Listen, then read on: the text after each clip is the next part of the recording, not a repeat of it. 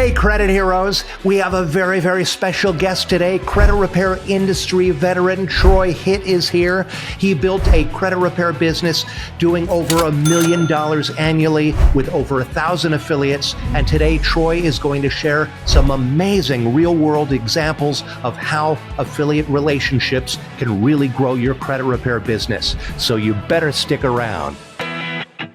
My name is Daniel Rosen, and welcome to Credit Repair Business Secrets. Our most successful credit heroes, the ones who make a great living and change a ton of lives, they all have a few things in common. They all know the power of affiliate relationships and how to use them to grow their business. Troy Hitt ran a hugely successful credit repair business for many years. He's designed countless sales funnels, and he's an expert at building affiliate relationships. In fact, he is so smart and so talented, we hired him. He now works at Credit Repair Cloud. He's our head of customer success here at Credit Repair Cloud, and that's how I know you are going to love this interview. So welcome to the podcast, Troy. Wow, what an intro. I love it. Thank you so much. I've been so excited to come on this podcast. We've been excited about it too. And because this is about marketing, I also invited Keenan here. So come on in, Keenan, because he's responsible for all the marketing we do here at Credit Repair Cloud. So Keenan, thank you for traveling all the way from your office next door. Hey, Keenan. Of course, we want to know all about affiliate relationships, and you're the king of that. But can you start by telling us about your background and a little bit about what your life was like before credit repair and what got you into credit repair? Yeah, that one's a pretty easy story. Before credit repair, I was in the Air Force. So when it came to credit, there wasn't much talk of that. So we easily, anyone who's listening out there that's been in the military knows that all a bank is concerned about is your rank and time in service. They know when you get paid. They know how much you get paid. So they just automatically deduct it. So that was the kind of credit lines we had back then. When I got out of the Air Force, there was this whole new credit world, getting a house and things of that nature. So I'll never forget the first brand new car I ever bought. I was really excited. And a guy goes, "Hey, don't worry. You can come back in 6 months and try to get a better interest rate." And I'm like, "What are you talking about?" And so that's when I discovered I had some dings on my credit. I'm like, I never even knew that. So that was my world before credit repair, is really not knowing anything about it, to be honest with you, or credit for that matter. So what spurred the interest in diving into credit repair? So naturally, and it's such a great segue for affiliate marketing down the road, the guy referred me to someone he knew that helped people improve their credit situation. I had no idea what that looked like. And it was a very small office. And I was like, "Where's it at again?" Like, "Yeah, go talk to this person." And so I did. And that's when I'm like, "What do you do now? How does this work now?" And so I began to start ask questions. And that's how I was introduced to the world of credit repair and what it can do for you. And what did it do for you? Was he successful with you? Well, that person that I went to go see is my wife. So, oh, wow. So having bad credit landed me the most beautiful woman in the world. So that was good. That's one of the positive things about having bad credit. She was doing it out of a little office with a friend at that time. And we saw an opportunity that, hey, this could be a pretty viable business. Wow, I had no idea that's how you met your wife. That is fantastic. Oh, yeah. She prides herself in that one. Wow. See, I remember you because you were one of our first customers, but I only knew you. I knew you because you were the loudest customer. Yes, I was. And I was pretty doing loud all one. the support myself. Yes, Tammy. Yes, you were. I was Tammy. Sometimes it got escalated from Tammy to Daniel. But it was all me. You knew Tammy was in trouble when it went to Daniel. But yeah, it started out very small. It started out as many folks do. It starts out really small, and it's the aha moment. You're like, wow. And it wasn't even being naive. It's like, if I don't know about it, how many other people don't know about it? Like, your financial responsibility is a big thing that they focus on in the military. But at the same time, when you transition into the civilian world, there are so many offers out there. And that's ultimately what got me in trouble. But it's ultimately what landed me my wife too. That's amazing. And I forgot to say earlier, thank you for your service. Absolutely. My pleasure. How long were you in the Air Force? 9 years, 1 month, and 12 days, but who was counting, right? Wow. Amazing. Now, one thing I remember about your business back then, because I was fascinated by this, you had kiosks in malls. I always thought that was really, really, really cool. And I never seen anybody else doing that. Too. I thought it was cool too. So we did. We literally had iPads in malls, and people could request consultations. It was definitely revolutionary during its time. But that was back when they started, number one, when malls were popular and they did get a lot of foot traffic. But that's when they really started putting those rolling advertising kiosks in the malls and start paying for those. And so we're like, wouldn't it be cool if, we're in a place where people are probably running up their credit, or they just got turned down from a department store credit card or something like that. It's just an opportunity to meet them at that pain point. Sure. Was that successful? Actually, wasn't that successful. But I think for anything, for the business at the time, it's kind of like, it was really cool to be in a mall and have your sign there. I mean, we did have people visit, but I wouldn't say that we got the ultimate return on that. What did you learn from that experience? Like, why do you think it didn't work, or what do you think the business ultimately learned? Yeah, I don't think the technology was there for it to actually self-service its kiosk. We had to man somebody to be there. And when you start manning it, you start looking like that person with the clipboard that's trying to sell you something, right? Which we ultimately weren't. And that's one of the keys to having a good affiliate relationships. You don't sell anything, but you would get avoided like the plague. You see it nowadays, they go around those people. And so I think it was this, and credit's a sensitive thing. It's not really easy to share in a public location. All these factors we didn't think of when putting in there. We just thought really be cool to have our name in the middle of a mall. Yeah, certainly lots of people saw it. But I know your business was very successful because you had well over 1,000 clients, right? And you were making well over $1 million a year. Am I correct? Indeed. Absolutely. Yeah, a couple $1 million years. Yeah. A couple million. Wow, that's amazing. So what was it that grew the success? I think to appreciate what grew the success, you got to start a little bit about back to the beginning. One of the first investments that we ever made was an investment of our time to get the opportunity to improve people's credit situations. And my wife at the time, this is why they really had the office at the time, is they used to do, when mortgage loans were processed, they used to do loan processing, right? And they get these big old files. Sure. And they would process them. Well, at some point or another, she stumbled upon these turn down files. This is like she picked the wrong stack up or something, right?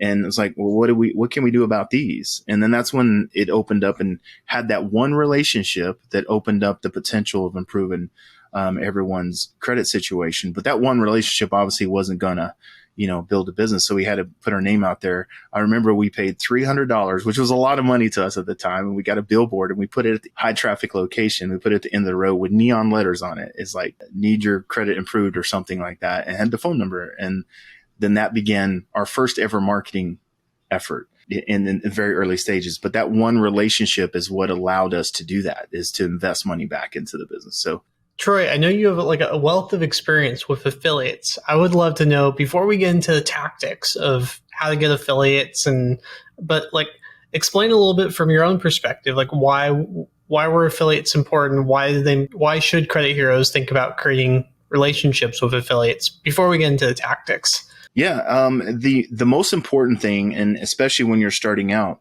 they don't cost anything but your time, but they end up being more valuable than any kiosk you can put in a mall, any sign you can put on the road. They end up being more valuable. Your return on investment on an affiliate relationship is 100x. You have to start with just that one. But the reason for that is it doesn't cost you any money. It might, if you stay local and it's just someone's local, I mean, it might cost you a tank of gas a week to go see them and develop a relationship. But that's why I think it's so valuable for those CROs out there, not only to grow, but to start your business. starting to get a little bit into tactics. So you explained a little bit like why it's valuable. It's really like it's cheap is what you're saying. It's like it's a Yeah. easy way to start getting clients or start getting more clients in the door in a cost effective way. It sounds like if someone's just getting started, they want to get affiliates. They don't know where to go or what to do. I mean, what would you tell them? What are some tactics you'd start giving to a credit hero that doesn't have their first affiliate? Yeah. Well, I don't know about any of you, but I love donuts, probably more so than I need. And, I say now, like back then, open up the phone book. Nowadays, just Google, and you could Google mortgage brokers or real estate offices in your area and get in your car and drive and, spend a couple bucks on a box of donuts, staple a few business cards to it, and do this thing we like to call donut drops. That was it. You just walk in, say, hey, I'm a local credit repair industry. Love the opportunity to help your clients improve their credit situation, if at all possible. But we don't need to talk about it today. Just enjoy donuts on us. And that's literally it. Think about those expensive billboards. Think about that kiosk in the mall. Think about that sign. It's all about visibility. Well, at that time, I think in order to establish a relationship, you're only going to be successful if you establish that in person. And you can only establish so many of those in person before you're doing things virtually. But you can create a big business, just local contact with your real estate agents and your mortgage brokers. Were those the two categories that the business focused on, that you focused on, the realtors and mortgage brokers? Yeah, the real estate agents were kind of like the feed, right? They're they're the ones, they're the boots on the ground. They're out there, they're hustling to try to get the sales. The mortgage brokers are the ones that have the loan officer contacts and things of that nature that hold their license. So they were your in to get to, the big fish, the golden goose, however you want to call it. They were your in, but you always treated them the same. You treated them equally because that relationship wouldn't exist if it weren't for them. But yeah, those are the two ones. You think of that transaction, you think of that sphere. Real estate agents are like the first point of contact in most of those transactions. You could go into a new home sales office and probably speak to somebody. But that real estate agent, realtors are that first point of contact. You talked a little bit about starting that relationship. You walk in the door, give them some donuts, pique their interest, start to give them some value. What's the next step from there? What does it look like to actually kick off that relationship and really get it going? What did you do to activate those affiliates? You have to constantly give value. And one of the biggest ways you can give value, there's no better gift to a realtor or mortgage broker than a qualified applicant. That's what they live for. That's the lifeline of their business. So how cool is it when you look through your lens of improving someone's credit situation that, hey, it looks like your credit situation has improved. I have a realtor that might be able to find you a place in your area. Because now remember, you went around and you've got names and offices of all the people in the area. Oh, you're looking in our case, Northeast Houston. Well, I know a realtor in Northeast Houston. Why don't I connect you to? You continue to give value. And if you give them a qualified applicant who's really serious about looking for a home, there's no greater gift than you can give. And again, you're not looking for anything in return. You're just giving. The law of reciprocity will take care of itself, but you have to trust that process. What about when one of these mortgage brokers or realtors is sending a client to you and then you get them ready? It may be a few months later. Do you make sure you send it back to the very same one who sent them to you? 100%. That's a good point to bring up. That one of the things is not only are you giving, you're also establishing trust because, I will say the biggest hurdle for some of those affiliates is to actually give us their turn downs because they look at that like it's money. They look at that like it's their client and they look at that situation but we make it clear to them professionally, like they're nothing to you right now. They can't buy from you. So why don't you at least give us a shot at it? And so we began to talk terminologies like pipeline business.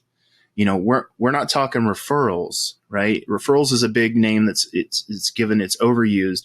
And referrals is I'm going to refer somebody and people are expecting, kind of that law of reciprocity. But when we talk about pipeline business, The law of reciprocity for them is they get a qualified applicant out of it. I didn't give them anything other than a qualified applicant. So you start talking things like pipeline business, like what are you doing with your turn downs? Do you have someone in your back office? Does someone to do that? Or you just tell them no. Give us the opportunity to improve their credit situation. What do you have to lose, right? You don't have anything to lose. And oh, by the way, I'm going to keep them in touch with you, whether they like it or not, and keep you updated their process the whole way through. So you have to be transparent with that. The big discussion is that pipeline business. And that pipeline business, it has a couple customers that it services. It's not just that primary customer. So when you start improving their credit situation, you have to think of everyone you need to keep informed in that process. So you want to keep, obviously, the primary customer. That's the one that's paying you the money to improve their credit situation. The secondary customer is that affiliate who gave you that business. And the internal customer is me, the person working there, working on that file. I have to know what their status is at any time I log into my credit repair cloud account, right? Hopefully it's not your only client one day and you have multiples and you need to log in and see what their status is at a moment's notice. You can give that client, you can give the affiliate their update and where they're at in their process. So that pipeline business will service itself. But the big question we used to always ask, and this is what would reel them in. This is the one you got to ask, the big golden nugget. Be like, what would one more closing per month do for you in your business? Ask that to a realtor, the answer is different. You ask that to a mortgage broker, be like, one's not a big deal. 100 to a mortgage broker is a lot. Well, if you got 10 real estate agents, or you have 100 real estate agents, now I've got 100 real estate agents that I'm saying, what would one more deal a month do for you? Now you've got 100 of their real estate agents that's holding their license. Now they got 100 deals more a month on people that they would have normally turned away. And it's maximizing their marketing dollars, because it took them money to get that applicant in the door, right? Sure. It cost them advertising dollars to get that person in the door. And so you don't want to just set that money on fire and let it go to waste. Let us maximize your marketing dollars for you. With all these affiliates that they're attracting in, we have the tactics of starting to get them in the door of donut drop and just going into the office and seeing them. How do you keep those affiliates engaged on an ongoing basis? Because I imagine you get in the door, you can tell them, hey, refer your declined applicants. We'll start working on them. But I imagine that relationship is any relationship's hard work to keep it active and keep it healthy. So what do you do to keep all those relationships healthy once you started expanding into more affiliates? The first thing you have to do is set an expectation for yourself. We know that it's not going to be 100% return every time. There are affiliates that it's a full-time job. It's their livelihood. It's how they put food on the table. And they're definitely more intuitive as to what we're trying to serve. So prepare yourself. I don't want to say lower your expectations, but prepare yourself for the outcome of your efforts. I can remember at one time looking into our affiliate portal and having 1,000 affiliates in an affiliate portal, right? 1,000. But when we did our report for active affiliates, what we call active affiliates, at best, we may got 300 active affiliates, right? So that's 30%. So if you've got 10 relationships, you can maybe expect 3 of those to engage you, but it doesn't change your effort. That's how you keep them in tune. You create a process that's a consistent effort. You consistently network with them, whether it is the donut drops, whether it's just a simple email, whether it's a client update sent from your software, like, hey, look, I just thought I'd let you know their score increased 20 points. They might not be ready yet, but just to let you know, we're making progress. Oh, by the way, just to let you know, they established a credit card. It's informing them, keeping them informed in the process, and it increases the likelihood of them staying engaged with you. There's no guarantee, but it increases. I would say that I would prefer to have, those 3 versus none. And it doesn't take you that much more effort once you establish those relationships. And the last thing I would say to keep them engaged is don't just leave it to emails, phone calls, text. Find a way to network with them. Find a way to bring people into their sphere that's important in their industry. Home builders, carpenters, plumbers, electricians. We call it like the real estate power team. Connect them, be a connector for them, and not just connect with them for business. Because if you're one-sided that way, it's just a matter of time before it'll fizz out. It's like, oh yeah, Troy's calling again. He's wanting another referral, or he's wanting another, turn down, or whatever that is. And you don't want to be that person. You want to be known something other than that. So you position yourself as a resource. My business partner, Joe Orsek at the time, was really good at that. He was just a networking king, right? He would be out in events, pressing the flesh, connecting, grabbing cards. And, he was always a connector. He was a really good connector. And so aside from your systems and processes to keep your affiliates informed and your clients informed, you gotta, again, that's bringing that value, giving more value. So it's more than just closing the deal. Don't be one dimensional, because if you're one dimensional, if your relationship depends on this person getting a loan, you're going to fail more times than you succeed. And that's a given. It's just because that's how the process works. Not everybody's going to get approved for a home loan. It just doesn't happen 100% of the time. As you're continuing to network, I know you told me prior to the interview something around you had the business had dominance in the four corners of Houston. How did you get that market dominance to just have all the clients everywhere? Yeah. So the first focus was dominate your zip code, right? Like if you have an office, if you have an area that you frequent office, just dominate that zip code. Well, once we began to what we refer to as dominate the zip code, we wanted to find ways to duplicate ourselves. It's hard to do. Again, those in-person relationships are hard to duplicate. We discovered an organization called BNI. It's Business Networking International. It's just a networking group, and it's international. And it just happened to have a really good traction in the Houston area, because you can only have one representation from one industry in each of these chapters, right?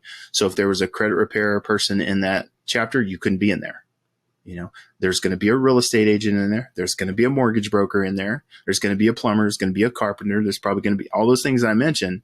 So we paid our money. It's like $500 a year or something like that. We paid our money to say, yes, we'll come every week.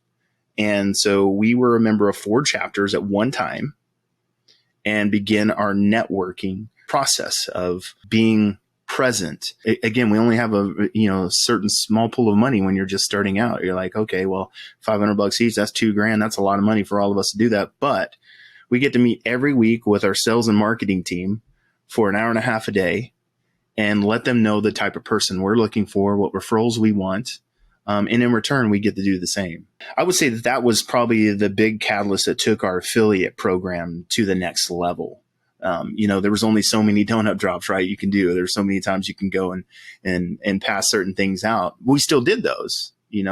As we grew, we had credit consultants that we hired that went out and did the same thing. They did the same activities. We never abandoned them because we don't want to discount what got us here and how many referrals you could give. It was more important as how many you could give. And so that's why throughout this, you hear me talking about give. We found out the importance of giving was definitely far more than receiving at that point when it comes to business relationships and affiliate relationships. If you have nothing to give a value and you can't continue to give value, then that relationship will die. With the affiliates you had too, imagine those 300 successful affiliates. There were some different characteristics of how you worked with them. And you mentioned prior to this interview too, you had this quote, "Don't give your affiliates another job." Can you tell me a little bit about that? What does that mean to you? And how does that help with building a relationship with them? Yeah, anytime you approach the idea of credit repair with somebody, it looks a lot like work.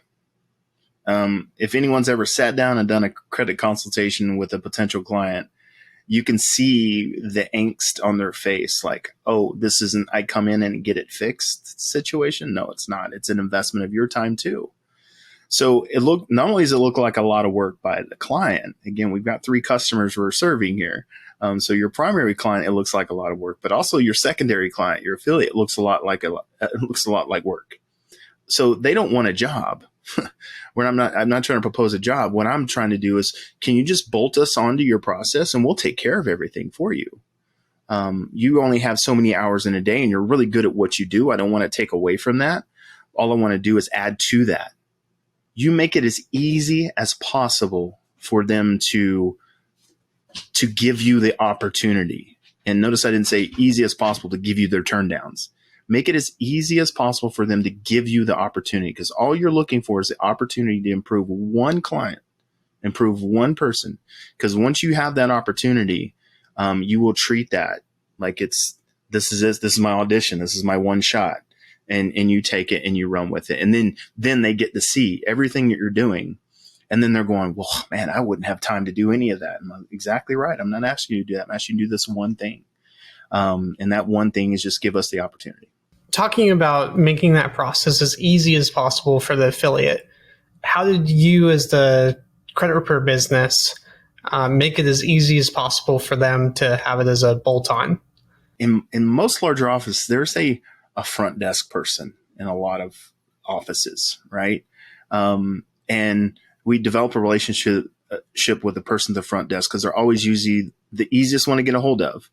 Because again, real estate agents are out there, they're hustling. They don't always have time to get on their phone. I'm like, if it's Susie, hey, look, if you're doing a consultation and you have someone that's having a hard time, give it to Susie.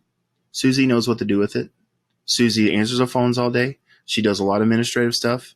She's not a realtor. She can help out. And she can just give us all we need. It's bare minimum. We need a name and a phone number. And if you can give us an email, that'd be great too. But a name and a phone number, and we'll take care of the rest. So we ask for as little information as possible. And then our introduction to that follow-up,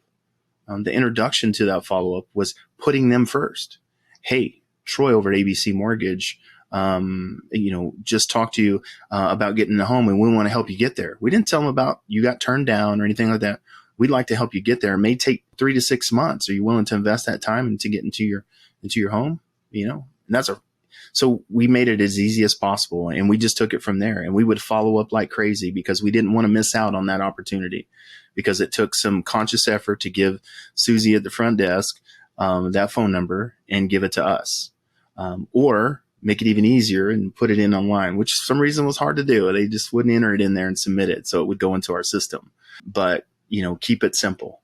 Whatever works best for you. Are you a texter? Just text it to us. We're fine. Are you a heavy emailer, or would you just like to call? Because you can call our office. I promise you someone's going to pick up the phone. We always answer the cash register.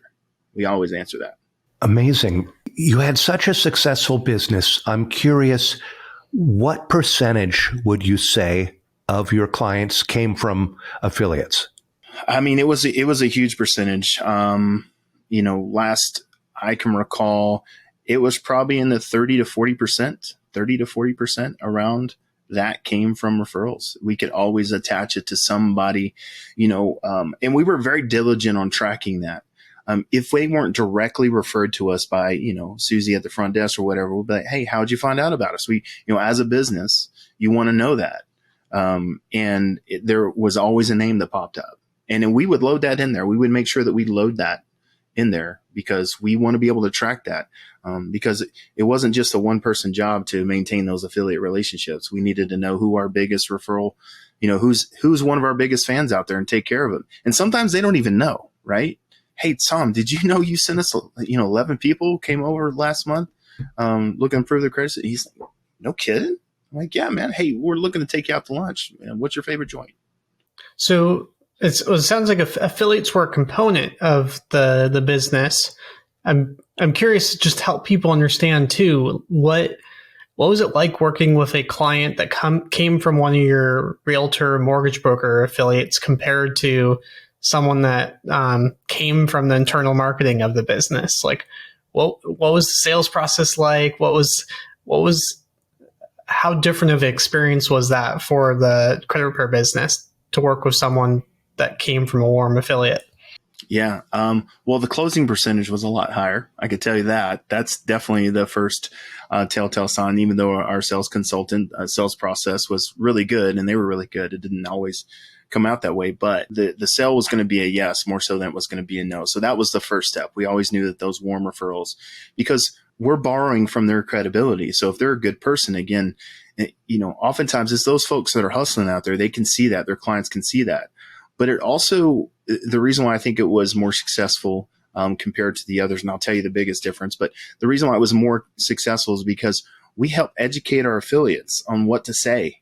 it's not a bad thing. Like there was a negative connotation when it came to credit repair, credit improvement. It's like you have two choices. You can continue to accept no, or you can accept my not yet and try this process. We want to help you out. We're just here to help you out. Yes, we don't do it for free.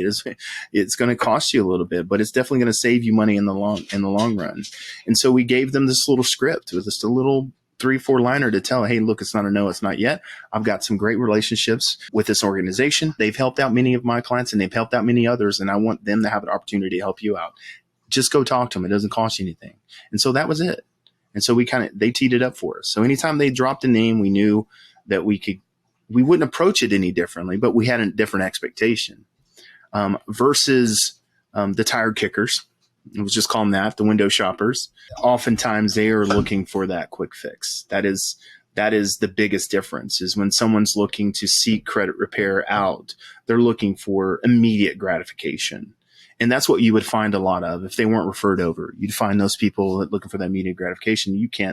Anyone who has been in the space even a week knows you can't do that. We would take the opportunity to fire our clients in advance. Like, that's what you heard me mention, 3 to 6 months.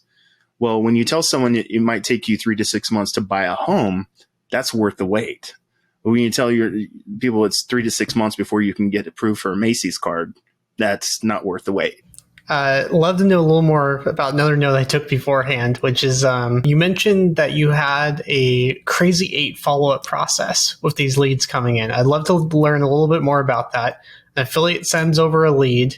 You want to treat this lead really well and obviously convert and really help them. So what did that process look like? Yeah, I can already see my business partners when they see this podcast, they're going to be rolling their sleeves. They know all about it. I used to give that thing as a free download too. It all goes back to maximizing those opportunities. There's a book I read by Chris Smith called The Conversion Code back in the day, and kind of opened my eyes up to a follow-up process and how key that is to converting leads. And in his book, he talks about that 6th attempt and how successful that is and how you can look at that. So I said, well, we can do better than that. Let's do 8. We had a system and a follow-up process that we put into our CRM. At the time, that CRM was Credit Repair Cloud. We put those task reminders, appointment reminders. Our credit consultants would come in every day and they would have a list of follow-up tasks. And our cadence of our follow-up was really simple. And I'll tell you some of the tactics we use, but it was I love a good steak. I love a good marinade. And I used to always say, just let your leads marinate. The more they marinate, the better they will be, I promise. Right? Or if you let them marinate too long, they'll just go bad. So one or the other, right? But at least you'll know because you tried. So we used to do day 1, day 3, day 5, day 7, day 14, day 30, and then 60 and 90. Like we never let them die. I mean, we'd surprise them 90 days out and you'd be surprised. But we basically had an 8 touch points throughout that process. And go back to the beginning of who you're servicing. When your affiliates, and this is notated in our system when we do these things, when your affiliates see the effort that you're putting, you want a receipt for your work. Because again, when you're walking into their office and say, I want the opportunity, they don't want to see that you squandered it away. They're like, Troy, I've sent you 100 people. You haven't converted any. Well, isn't lack of trying. Have you looked in your affiliate portal and seen all of our notes and our attempts to follow up with them? So you want them to see that effort. It's one thing to have the words come out of your mouth, but it's another thing to be able to show them that effort. And that's what we did. We got a receipt for our work. We showed them how hard we were working for them, even if it didn't pay off for us. Because if it didn't pay off for us, there was no chance it was going to pay off for them. And it would kind of put their mind at ease as an affiliate and go, okay, well, I guess they weren't ever going to close on whatever it is, a home at that time.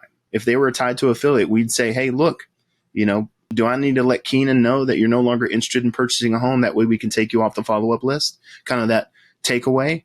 Again, tying that credibility. They went to go see Keenan for a loan and tying the credibility to us. Say, hey, look, I'm just checking on behalf of Keenan. If you're still interested in the home, I'll take you off their follow-up process. We won't bug you anymore situation. Amazing. That's really cool. Yeah. With that crazy 8 follow-up process, so it's 8 touch points over 90 days. Those are the standards. And later on, we started some LinkedIn situations. We started some Facebook messages because a lot of folks were fans of our Facebook page. We started to branch out in social media because I believe in Chris Smith thing, he used to say 3 to the left and 3 to the right. Even the Xerox days, if you look at Xerox, how they got launched, they used to kick 3 doors down to the right, kick 3 doors down to the left. That was their motto. That's the way those Xerox guys in the red shirts, that's how they would sell copiers. We just kept that in place. And I mean, it was without fail. We just enhanced it with other touch points and maybe other automations. It was later on that we got some automations in place that would help us fulfill those. But yeah, it was at least 3 touch points every time. No excuses. Reach them any way you could, basically. Basically, without, we stayed within those, the nuisance of it. I mean, if it finally got a hold of them and they say, quit calling me, we're like, cool, no problem. We'll quit calling you. I'll let Keenan know that you're no longer interested in buying a home.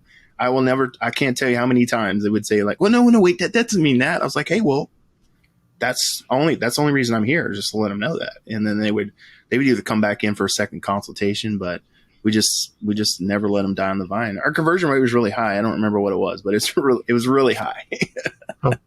Was there anything else you systemized in really helping that affiliate program scale? We had one person that was designated, and they had the golden egg, and that's what we called it around the office. They had the golden egg. And what a golden egg was, and this was like, we're like, hey, we have someone in the 700s, or we have someone in the 620s or the 650s, and they're looking to buy a home. Who do we call? Right? And so traditionally we'd go through and we'd sort out our affiliates, and our top performing affiliate, guess what they would get? They would get a golden egg, and we would refer that out to them. Again, giving, it's another opportunity. We had one person designated, that was their job, to get all the golden eggs and farm up the golden eggs every day and begin to distribute those. And that's why one of the qualifications for a lot of our affiliates is to be responsive, because if they don't pick up their phone, they're not going to pick it up for our clients. So, that was a big temperature check for our affiliates. Well, awesome. That's some great motivation. So was that part of the sale initially, that, hey, if you give us some and you're good to us, we'll be good back to you? That, hey, we may send you over some people ready to buy homes or ready to get mortgages? Yeah, absolutely. And, again, we have relationships all over Houston. I would love to put you on our list for people who come in that get, mortgage qualified. That's a term we use. We mortgage qualified. They come unattached. And I'd love for you to be one of those people that are on our top of our list. We said everything we were going to do, and then we delivered. That was the most important part about it. We had sit downs with some really large mortgage brokers to systemize their process.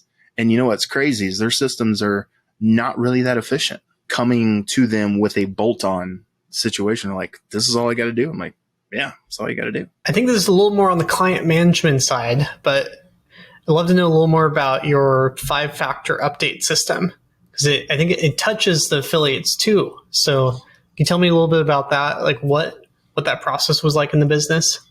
This is one of those things that we found early on. One of the challenges, this was really before credit monitoring services. And this is where the 5-factor kind of birthed from that. You can't let your clients control the story. You can't let your clients control your results. And back in the early days, what did we wait for? We waited for the responses from the bureaus. They would bring them into the office. We'd go through the report, and then we'd update the dispute, and then we'd send it out. Time and time again, I can't tell you how many calls I had that were like, hey, I haven't got any results. I went and applied for this, and I'm still not approved. I'm like, Larry, we haven't seen you in 2 months. Did you get anything in the mail? Yeah, I got a stack of these things, And so very early on, we knew that was a big part of the business, and that we can't rely on the customers to. Before credit monitoring services, we would do blind disputes. And just to let you know how antiquated it was back then, we used to draft the letters and we'd send it to them to sign. Literally back in the early days, we'd send the letters out to them to sign. So rather than waiting on them to come in, bring the results, and at that time, we'd print the letters and have them sign right there in the office, we would send them to them. And so we started doing that on a regular basis, even when they didn't come in. So that was kind of the birth of, we can do this without them. They'll still get the results. Results is all they're looking for. And so fast forward, when, we started adopting softwares for credit repair and then started adopting systems, we took that same approach. And not only did we send out what we would deem as blind disputes, right? but we would update their file with everything revolves around the 5 factors of your credit score. Whether it's a mix of credit, it would be like, hey, look, we noticed you didn't open that secured credit card. We need a good mix of credit. You don't have anything on here. You need to open it. You don't have any payment history. You need to open that. So we would give this 5-factor update that went around. It went with inquiries like, hey, these inquiries are bad on your credit report. You need to stop having inquiries while we're trying to get qualified for this mortgage. So this 5-factor update went around all the 5 factors it takes to impact your credit score. And we would put that into their file, and that would go out to them simultaneously, not only to them. So the round of disputes would go out, the update would go out. They would receive the update. The affiliate would receive the update. So the affiliate knows now what this client needs to do to be mortgage ready. And if I'm saying that they don't have any established credit, that affiliate knows they're never going to get qualified if they don't go out and get a secured credit card or whatever they need to do to establish some credit. Or if they catch up their car payment, like they're late on their payment history, right? They would know the good, the bad, and the ugly about every client that they referred to us. And that's how, again, getting a receipt for your work, even though we're not, pulling FICO scores for everybody every day and putting a hard inquiry on there. Now, fast forward, we have monitoring services. We can say, hey, look, they started out was at a 600. They're now at a 670. I know this is a Vantage, but it definitely is going up. So you may want to take a look. And so we just show the receipt for that work every month, month in, month out. And I think we had our ticker set at 35 days. And so our ticker at 35 days, we sent another round of disputes if the login credentials for their monitoring service weren't available. Again, every communication, I would say every communication, but certain communications we would include the affiliate on. Like, hey, you need this person to something or whatever, But yeah, it was just painting that, getting a receipt for that work, showing that effort. Like, we're not squandering the opportunity to improve this person's credit situation.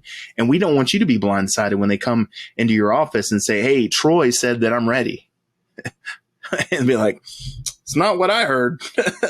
I heard that you still got some work to do, but, tell me something different. I'm listening. So it would keep them informed the whole time. Like in summary, it sounds like this 5-factor update, you were letting the client know the factors that would, if they're on the right path or not to success. You're letting the affiliate know that too at the same time, so that everyone's all on the same page. Everyone that you have relationships with really understands where this person's at. And so that 100%. It sounds like they could take their own responsibility too, whether it's the affiliate nudging the client or the client knowing that they have a responsibility in the process too.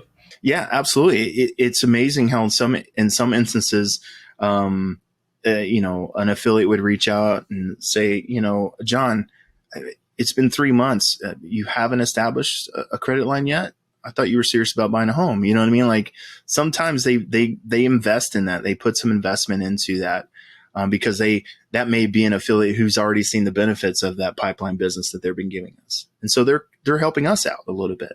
Right? Because we've got a strong enough relationship, and we may be proven that we're not just saying stuff for the sake of saying stuff. It all means something. The team was amazing at delivering that. And again, not every affiliate responded as they should, but the ones that did, well, they definitely benefited from that process. I want to make sure I get all the gold nuggets out of you, Troy, because you're amazing. Thank you. So those 300 active affiliates you had, what made them different than the other 1,000 you had in the system?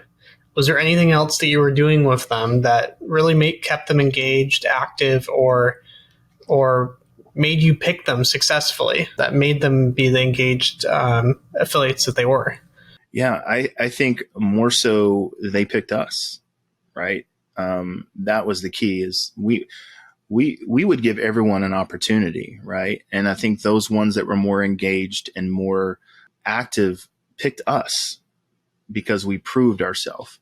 I will say that we, again, going back to being a resource and being a connector, I can remember, a couple of the higher end, affiliates, some maybe some big builders and some big loan officers, stuff like that. They would sponsor events and we'd sponsor them with them. Like, oh, this is important to you. We would sponsor. We became more of an affiliate relationship. It more gradually grew into a partnership. If you're sponsoring a new home buyer seminar, we're sponsoring it with you. If there's a networking event, you're a sponsor, we'll sponsor it with you. Because we wanted to show that we're not a fly by night organization. We're in it for the long haul. We want to, support you and whatever's important to you. Whether that was charities, didn't necessarily be a networking event. So I think some of those more active ones understood the process, and then they picked us. They said, you know what, team, this is our CRO. This is the one we're going to. It wasn't like we signed an agreement with anybody, right? It wasn't like, you exclusively, whatever. It's like one of the large mortgage companies said something like, hey, look, this is who I recommend. This is who you should use. If you use anyone else, that's on you. Awesome. It's on you. Like, I'm like, awesome. And this is you're talking about a company probably had 100 plus real estate agents. So it was good. But I think it more so how we picked them is more so that over time they picked us.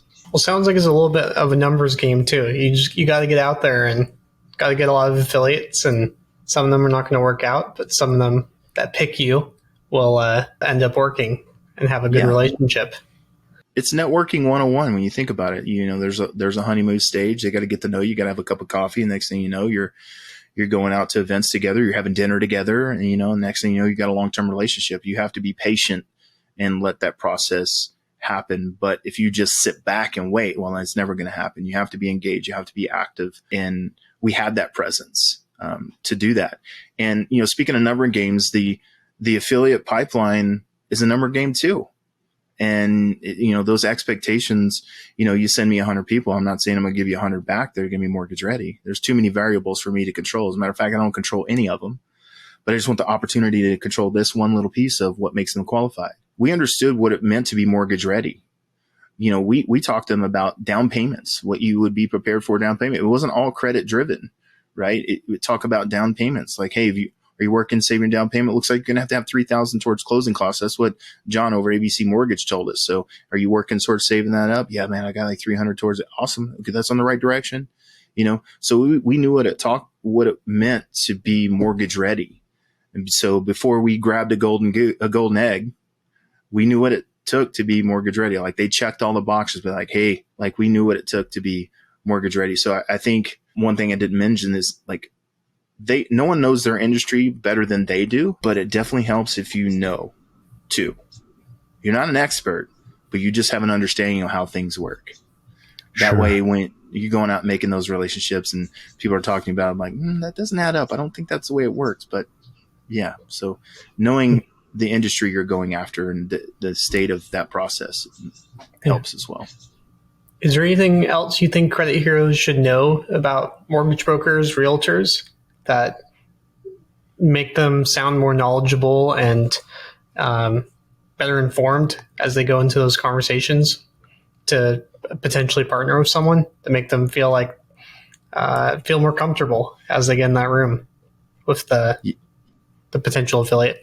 This is probably the best understanding you will need when it comes to anyone in the mortgage industry. They're only focused on the people who are qualified. That's the only place they want to spend their time. So respect that, because that's the only thing that puts food on their table. That's the only thing that pays their bills, is the qualified people. You have to respect that as you're trying to get into the door.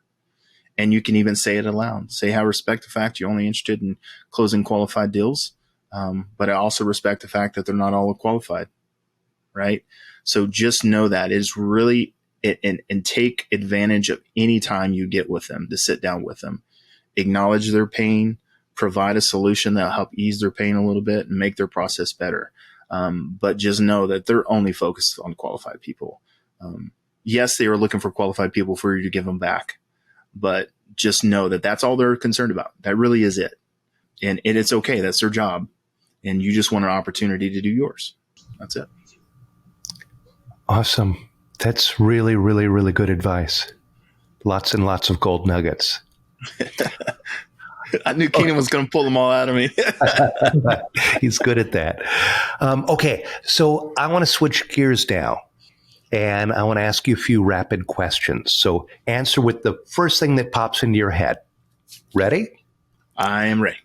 What is your business superpower? Process. Awesome. What's your business kryptonite, the area that gives you the most trouble? Design, graphics. I can't even make a pretty slideshow. What did business ownership mean to you? Learning, endless learning opportunities. Good one. What drives and motivates you? Impact, specifically the impact of what I do towards my family. And what's your definition of success? I think I share this with a lot of folks. It's freedom. Awesome. And last question, if you could go back in time to tell yourself one piece of advice, what would it be? As I take a breath, just take a breath and take it all in, because it's all you can learn from every experience. And it does go by so fast. As I was getting ready for this, I was like, it's been 20 years. Since I've first touched this industry, and now it's come full circle. And now I feel like I've finally had an opportunity to appreciate all that. And so it was really cool to bring it all back out. Amazing. Yeah, really, this is a full circle moment for me too, just having this conversation with you. This is really, really wild. Well, this was so much fun. Thank you so much for your time today, Troy. We sure appreciate you. This was a lot of fun, wasn't it, Keenan? Yes, definitely. Thank you for all the gold nuggets, Troy. Yes, thank you. Amazing. Awesome. We're so glad you're part of the team here at Credit Repair Cloud. And thank you, Keenan, for being here. And I'll end by saying, if you want to learn more secrets to growing a successful business, check out my episode, Top 5 Credit Repair Affiliates. And if you'd like to get certified in the disputing process and gain confidence and grow your very own credit repair business, check out our Credit Hero Challenge. Doors are closing soon, so sign up right now at creditherochallenge.com and start changing lives.